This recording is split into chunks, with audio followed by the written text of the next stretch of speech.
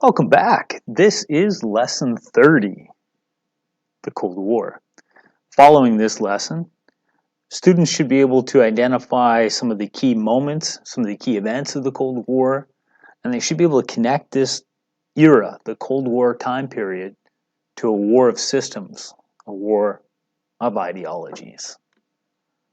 So, we begin with a simple quote, "Go to war again. Blood is freedom's stain." And that's just there to get our mindset around the paradox, the hypocrisy behind the idea of freedom and the idea of needing to go to war and to kill for freedom. And in Vietnam, it became quite clear as we were imposing freedom upon others. We were forcing them to be free. We begin this document with some notes on the origins of the Cold War. And I also provide for you here some of the key terminology of the Cold War, like the Truman Doctrine and the Marshall Plan, and some of the key Cold War events as well. So that's meant to be your next look at it. So at this point, I assume you have read through Chapter 7. You've done the Chapter 7 questions, looked at this Chapter 7 answer key that are provided for you, and you've also looked at the Williams social videos. And both the textbook and Williams, they both do an excellent job on the Cold War. So this is one of those topics that I'm not as concerned about you getting, because even with those two resources, you should have a fairly full understanding of these events. But we have some further notes here for you, so that's another way that you can go through the content, is to go through the notes and make reference to some of the key moments, the key events, and everything that is key is in bold there for you, so making it kind of easy on you. And the timeline at the beginning does take up, the first 12 pages of this document. And then we get into the end of the Cold War as well, starting on page 13, and some summary of some of the key points. So there are some extensive notes at the beginning here that when you get into some of the related concepts like McCarthyism, which appears on almost every diploma exam now, it seems, we're up to page 21 of this document before you get done with the notes. So that's one way to look through it, is go through the notes on the first 21 pages. Another way to look through it is I do have, wait for it, an extensive Prezi. I knew you knew that that's what I was going to say, on the Cold War. And after you go through those notes on the first 21 pages of the document, another way to see, do I understand the Cold War, is to quickly, clip through the Prezi here and just test yourself as you go and say, okay, now what are we looking at here, and do I understand what's happening? So in 1945, do I get the big three? Do I understand how they go from allies to opponents? What happened at Yalta? What was this idea of having different spheres of influence? What happened at Potsdam? What was the significance of the ultimatum to the Japanese to surrender? And Harry S. Truman, how did his personality and his conflict with Stalin help cause the Cold War? What about decisions being made at the end of World War II? How was keeping secrets from the Soviets a part of the causes of the Cold War? How did the Soviets respond when they found out that the Americans had nuclear weapons? Relationships between the East, Russia, the Soviet Union, and the West, America, Britain, and Western Europe do worsen. And what is the significance of the Iron Curtain speech? As Churchill, former Prime Minister Churchill, talks about the new bipolar world and the division of Europe. Then we can talk about some of the other key events in the 1940s, including the creation of the CIA to manipulate the domestic politics of countries like Italy and stop the spread of communism in places like Greece, and the nuclear monopoly that the Americans had and how they used that nuclear monopoly to threaten Moscow to stay out of the Middle East, stay out of expanding into Western Europe. So definitely another way to flip through this content is go through my Prezi. The confrontation between Stalin and Truman, and how it leads to the Truman Doctrine, and how that leads to Stalin wanting to blockade Berlin, and the necessity of an airlift to keep those prisoners in West Berlin supplied for the rest of the year. And then the consequences of that, the creation of NATO. So definitely one way to look at it is going through that Prezi. We also have another Prezi, and this Prezi is a Prezi that you've been shared a couple of times now because it's not just on the Cold War, but for the Cold War section of it, you can zoom ahead to slide 209, and then we can look at the Cold War there. It's going to look at some of the other ideas of the Cold War, and it'll identify the origins, some of the key terms like containment and coexistence and détente. So sometimes it's nice to test yourself with a different set. We have some videos to watch. Here's a great summary of the entire Cold War in 9 minutes.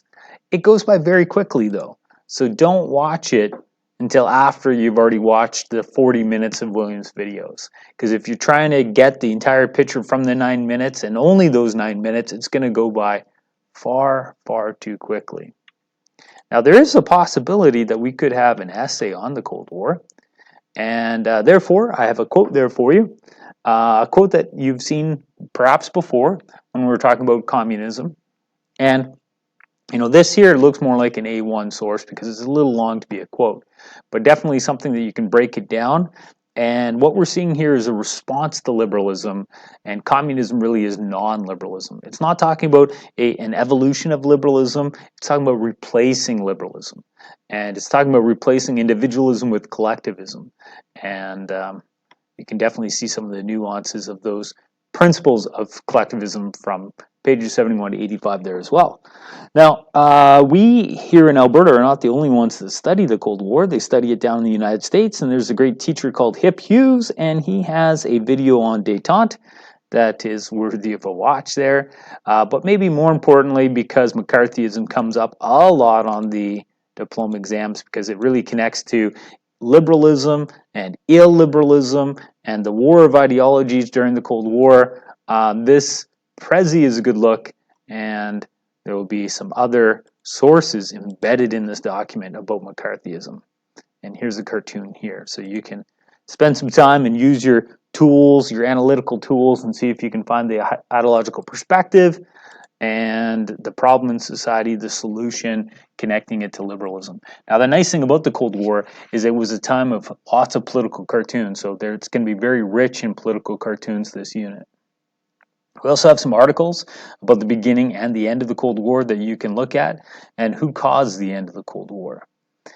Speaking of the end of the Cold War, one of those signs that the Cold War was ending was when Moscow welcomed its first McDonald's, and people lined up in Red Square to just get a glimpse of that Western world.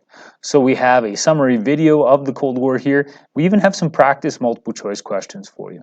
So I know that that's one of the things that online learning, you're not getting as much practice because most of our multiple choice are, you know, we have it all in paper copies and stuff like that, and we can only share out so much paper.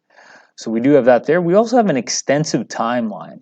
One of the things that makes learning the Cold War, for many students, this is their favorite unit. This is the unit that they perform best on the diploma, is it is chronological. It is historical, that you can piece this together, cause and effect.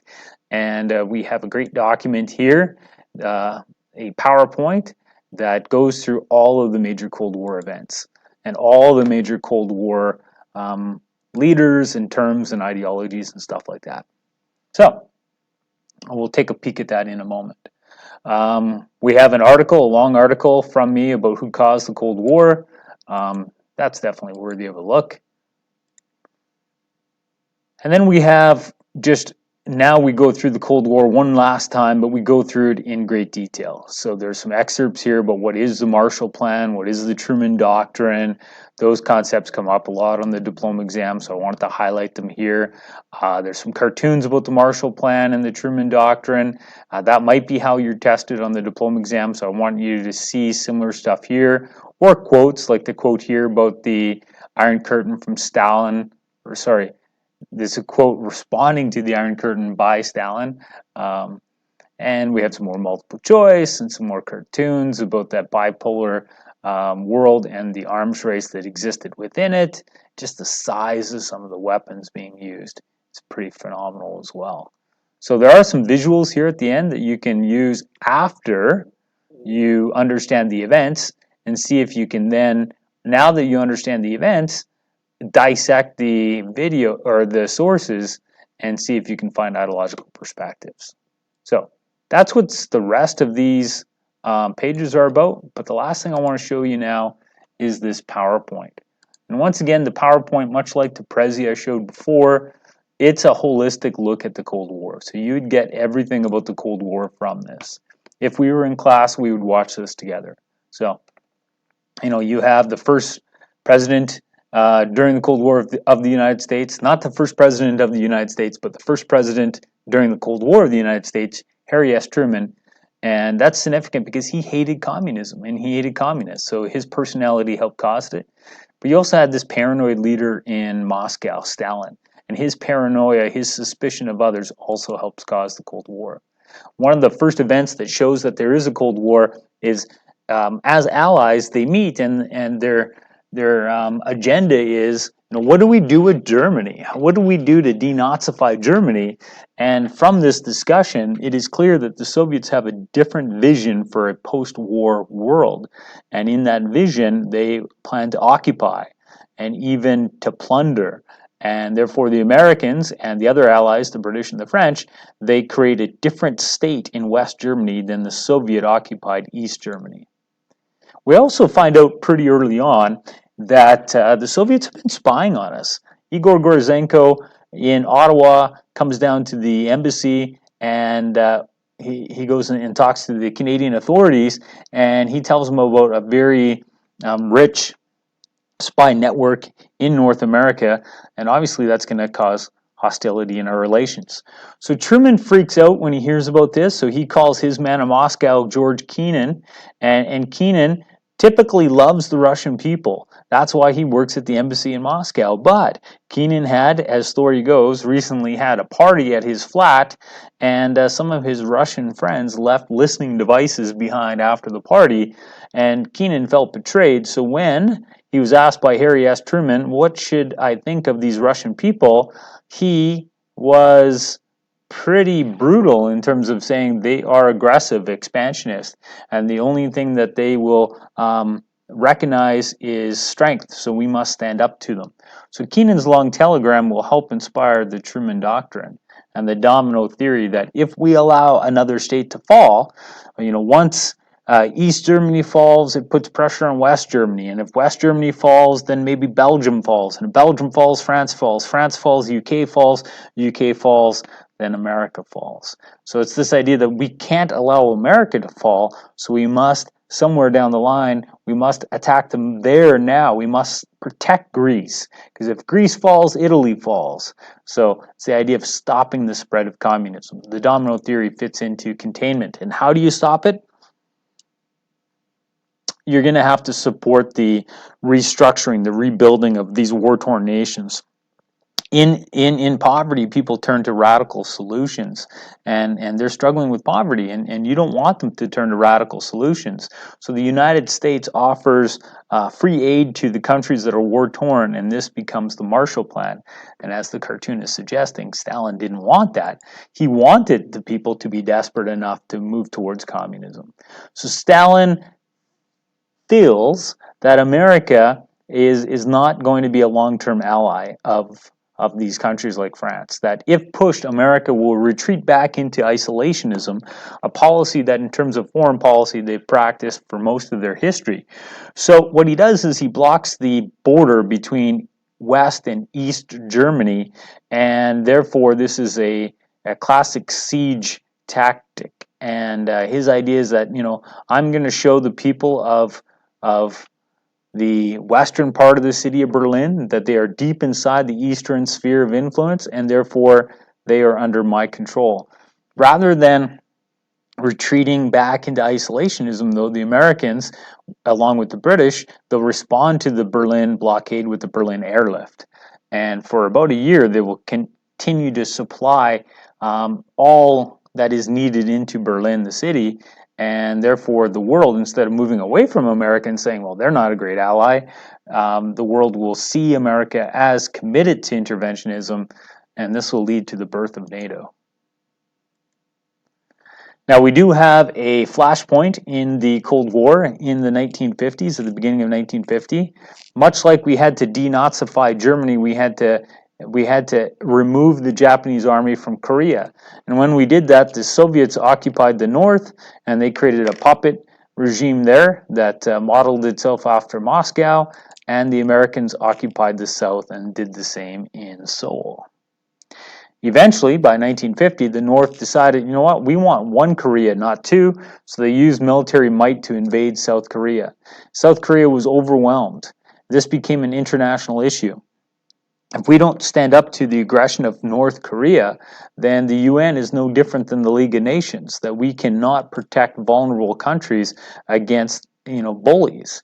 This is the same as the rise of Nazism and Hitler in the 1930s, that we must stop them now. So there was a discussion at the UN, but at the UN you have something called the Security Council, and aboard the Security Council, any country there on the Security Council, and there's 5, they have a veto of any UN military operations. The United States, Britain, and France are 3 of the 5, and they're committed to saving South Korea, but the other 2 positions are China and the Soviet Union, and China and the Soviet Union should be North Korea's allies. But the Americans recognized the other China. China had had a civil war, and America had decided that Taiwan should get the Chinese seat on the Security Council, and because of that, the Soviets were boycotting the UN, and we have a UN war in Korea. During the Korean War, the Soviets mostly sit it out. They do a little bit of reconnaissance, but at the same time, the Americans and Soviets are still engaged in an arms race, and things get a lot larger there when the United States in '52 developed the H-bomb. The United States gets a new leader. Who do they get? They get the 5-star general from World War II. So what a message to the Soviets that, our military is taking control of our government and we're ready to fight. Back there in the Soviet Union, within 9 months, they have their own H-bomb. So the Soviets are keeping up in the arms race. Now, in the Soviet Union in 1953, Stalin dies, and by 1956, his successor, Khrushchev, will come to power. And we've already talked about Khrushchev and how this man was an enigma. He talks about de-Stalinization, but at the same time, he sometimes behaves like Stalin. So when he talks about de-Stalinization and peaceful coexistence around the world, people celebrate, maybe the Cold War is over, but at the same time, he goes to his occupied states in the Eastern Bloc of Eastern Europe, and he says to them, we need our own gang to be just like NATO, and we create a balance of terror. His de-Stalinization does lead to the Hungarian Revolt of 1956, because they thought it meant the Reds would go home, and they didn't. By 1957, with Yuri Gagarin, by 1957 with Sputnik, the Soviets are first in space, and by 1961 with Yuri Gagarin, they had the first man in space. There's Sputnik. Now, in 1960, while Khrushchev was, beginning to be more diplomatic with the West, the United States thought it was a good time to go spy on the Soviet Union. They're going to use a high-altitude plane called a U-2. Nothing bad could happen with that. It gets shot down. So as it gets shot down, Khrushchev had been meeting in Paris to talk about the end of the Cold War. He hears about this, he freaks out, and he storms home. He walks out on the peace process. We have an American change. Instead of having a 5-star general, he retires after two terms in office. We have Captain Kennedy of the PT Cruiser 109, a boat that sunk in World War II. So, a different level of military genius. One of the first things that is credited to President JFK is that he listens to the CIA, and the CIA convinces him that Cuba is ready to be liberated from the communists. So he approves of a CIA action to get weapons in the hands of Cuban exiles, Cuban nationals living in Florida, and they stormed the beaches of Cuba. But when they stormed the beaches of Cuba at the Bay of Pigs, the Cuban army's waiting for them and they get annihilated. It's very embarrassing for JFK. Now, because the Americans are seen to be aggressive with the attempt to liberate Cuba, the Soviet Union and their allies, they need to send a message that they're in this for the long game, and therefore they build a wall in Berlin. They also build a wall in Berlin because, unfortunate for the Eastern Bloc, many of the leaders in their scientific community, they were defecting from East Berlin into West Berlin, and once in West Berlin they could catch a plane and go to America and join the American side of the space and arms race. So in order to keep control over their sphere of influence, they needed to create a wall down the middle of the city, because one side of the city was on the Western Hemisphere, in the Western Bloc, and the other side was in the Eastern Bloc. Now back to Cuba, the Cuban leader Castro convinces the Soviet Union that, you know what, I told you the Americans aren't going to allow us to be communists. We need you to help protect us. So the Cubans decide, you know what, we're going to send some missiles your way. We can put some of our missiles on your soil and they can protect you. Well, when the Americans spy on Cuba, they fly over Cuba, they see some, they take some photos and they see some evidence that they have missiles. The Americans freak out, and this is the Cuban Missile Crisis. Now, after the Cuban Missile Crisis, there is a period of détente, and there's a red line formed between the Soviets and the Americans, and they try to work on their communication. During the communication, they passed lots of treaties, like the Partial Test Ban Treaty, to limit the arms race. But they also, America, during the time of détente, during the time of relaxation of tension with the Soviet Union, during the time when many thought maybe the Cold War is over, America goes to war in Vietnam. This is the bloodiest part of the Cold War for the U.S., but this is a proxy war. The United States is not fighting the Soviets directly. They're fighting someone that they see as a puppet of the Soviets. Spoiler alert, the North Viet Cong were not puppets of anyone. This was not a war of ideology for them. It was a war of nationalism. But the Americans thought this was a domino that needed to be prevented from falling. 1968, we have another uprising within the Soviet sphere of influence. The Czech Uprising of 68 is a lot like the Hungarian Uprising of 56. By 1972, the United States decides the enemy of my enemy is my friend, and the Chinese and the Soviets are not the greatest of allies. In the 1970s, they're actually shooting at each other across the border, much like at the time of recording this, the Chinese are shooting at the Indian people across their border. So the America decides, you know what, let's embrace China. Let's bring them into the UN. Let's give them that seat that Taiwan's been occupying on their behalf. And, you know, let's trade. So this is a huge moment for China, and this changes the global village. Without the United States admitting China to UN, without Nixon going to China and opening the global village up to China and China joining the WTO, then we wouldn't have made in China on all those products that we buy. Another accord during détente.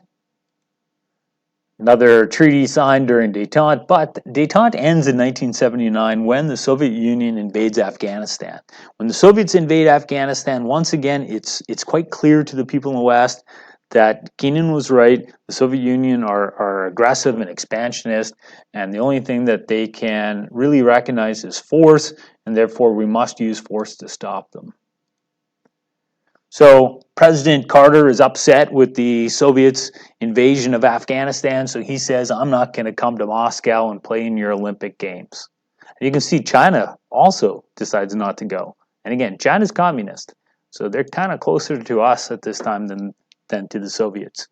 Now, there's an election at the end of 1980. Every year divisible by 4, there's a presidential election, and at that election, Ronald Reagan becomes president. And he believes it's his destiny to destroy the Soviet Union, to end the Cold War, even if it means to end the days for all of us, to bring about biblical Armageddon. During this time, there are others fighting against the Soviet Union, including a group of trade unionists in Poland called Solidarity Movement. And the Solidarity Movement in Poland will eventually become the government, so that's kind of cool. To show the resolve of how much Reagan hated the Soviet Union, he called them the evil empire. He's very hawkish. He's looking for war. Now, when you have this very hawkish cowboy and Reagan on the American side, who do we have on the other side? Well, Brezhnev dies, and then in 1982, Andropov becomes the Secretary General or the General Secretary of the Communist Party, and then he dies, and then they get a guy called Chernenko, and then Chernenko dies, and then they get Mikhail Gorbachev. So Reagan is trying to, bring about the end of the Cold War by spending the Soviets into submission, coming up with something that is so amazing that the Soviets can't match it. He needs to show the Soviet Union that America has a first strike capability, that America could hit Moscow and Moscow would not be able to hit them back. So what they need to be able to do is have offensive and defensive weapons. And the defensive weapons were going to be known as Star Wars. It was Strategic Defense Initiative, SDI. There were satellites with laser beams, and these satellites with laser beams would shoot down any intercontinental ballistic missile that was coming towards America, and therefore mutual assured destruction or MAD no longer applied, and America had a first strike capability. Star Wars and SDI were never a reality, but Reagan sold it like it was, and because he sold it, the Soviets freaked out. Chernenko comes into power, Chernenko dies. Los Angeles, we have our games next, and they boycott us. But once Gorbachev becomes the leader of the Soviet Union, he and Reagan become unlikely allies, unlikely friends. They even go camping together. They go fishing together. Gorbachev looks around the Soviet Union, as we've previously looked at the end of the USSR story, and he recognizes that economically his country is dying, and that one thing that he can do to help save the USSR is to stop devoting so much money towards guns. They were creating 2 new nuclear bombs a day, and they had a stockpile of thousands. So he says unilaterally in Reykjavik in Iceland, we're going to stop making bombs. And Reagan says that's pretty cool. Reagan does his 2 terms in office, and then his vice president, George H.W. Bush, don't blame my son on me, becomes president of the United States. This guy is a war hero. He was a paratrooper in World War II. Let's show him some respect. Berlin Wall is torn down in 1989. So 1989 is the year of the Velvet Revolutions. I've mentioned that term before, talking about Tiananmen Square. And during 1989, the lasting symbol of the Cold War, the lasting symbol of a bipolar, divided world, the Berlin Wall was torn down. How was it torn down? Well, the East Berliners were granted access into West Berlin, and once they were granted access, some of them approached the wall, and then they went to the top of the wall, then they danced on the wall, then they started chipping away at the wall. Once the wall was starting to be chipped away, really, the idea of 2 Germanys was dying, and Germany would be reunited. That's just a name change. Now he's going to be president and not Secretary General. Germany is reunited in 1990. Most of the countries that had been a part of the Warsaw Pact by 1991, they had had free elections and had elected non-communists, so a communist military pact didn't make sense anymore. Even in the Soviet Union, some of the republics begin to break away. The most importantly was Russia and the new Russian leader, Boris Nikolaevich Yeltsin. When Russia breaks away, the Soviet Union basically ceases to exist. And I really do appreciate that cartoon. I do appreciate that cartoon because it shows the USSR sinking and all the single SSR, the Soviet Socialist republics, including Russia, going their own little way. Now, here's some policies you need to remember. The Iron Curtain. You need to know about MAD and deterrence. The idea of containment. Détente. There's just a photo of the Cuban Missile Crisis. Some of the doctrines include the Truman Doctrine. Eisenhower Doctrine doesn't come up as much. Basically just Truman Doctrine. but here's the Nixon, here's the Carter, here's what Reagan thought, but it's mostly just, really, the Cold War was about containment and the Truman Doctrine. All right, my friends, that is the Cold War. Chapter 7 does an excellent job. Williams does an excellent job in her 40 minutes. If you've looked at the textbook, if you've watched the Williams videos, if you've watched my video, gone through those links, you'll be more than prepared for the few questions you might get on your diploma on the Cold War.